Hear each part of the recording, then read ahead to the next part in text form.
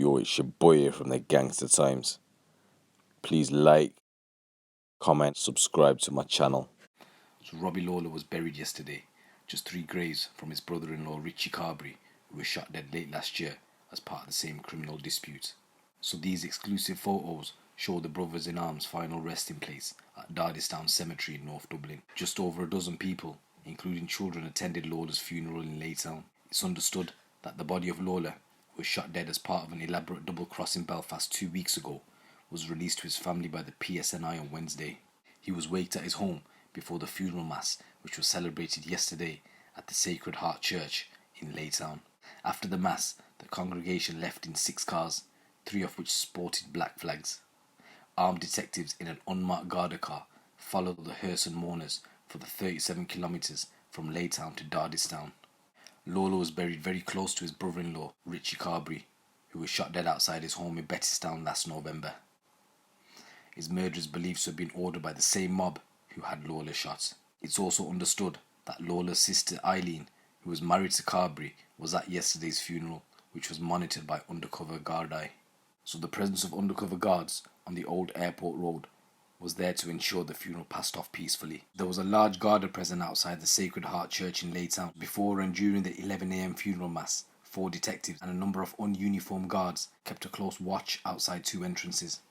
It is understood Lawlor's parents lived in nearby Bettystown, and his sister Eileen, the widow of gunned-down gangster Richard Carberry, resides in that area too. A source close to them said there were about 25 people there, mostly close family, and 15 went inside and 10 waited outside.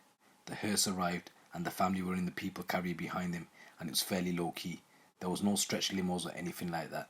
The hearse then travelled down to Dardistown Cemetery, where Robbie Lawlor was laid to rest. So since Robbie Lawlor passed away, many people have felt many different emotions. Some people rejoiced and partied in celebrating the death of Robbie Lawlor. Those who owed him money felt relief that he's no longer here. But there's those who were in his family that felt the hurt and mourned Robbie Lawlor's death. So it shows that some people loved Robbie, some people hated him. A lot of the information even that I've put out has all sort of been in a negative light towards this individual.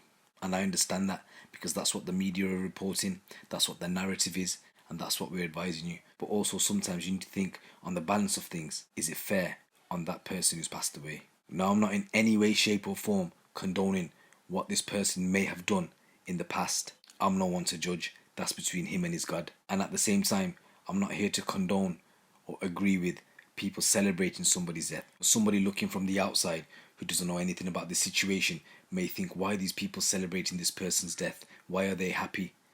But the thing there is, there's always a story behind every person, every situation. There is always a reason why people are the way they are. And just think about that. I like to find the good in a person, because people are quick to pick on negatives, but they very rarely focus on the good that a person does. And for all the negative things that we can say about Robbie Lawlor, nobody's really spoke about the positive things that he's ever done.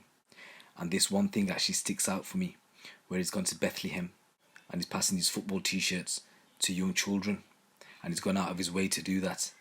And you can see the joy in his face whilst he's giving this out. قد السويسس ريال مدريد اتلتيكو انا محضر معاك ايوه اتلتيكو ريال مدريد ريال مدريد برشا اي شيء ريال مدريد هاي برشا ريال مدريد ريال مدريد يفرق برشا بي اس جي باريس سان جيرمان تشيلسي وين ميونخ يا ريال مدريد والله الدنيا نيمار دا سيلفا شو هذه؟ ريال هاي البسوهن والبسوهن. As human beings, negativity fuels people.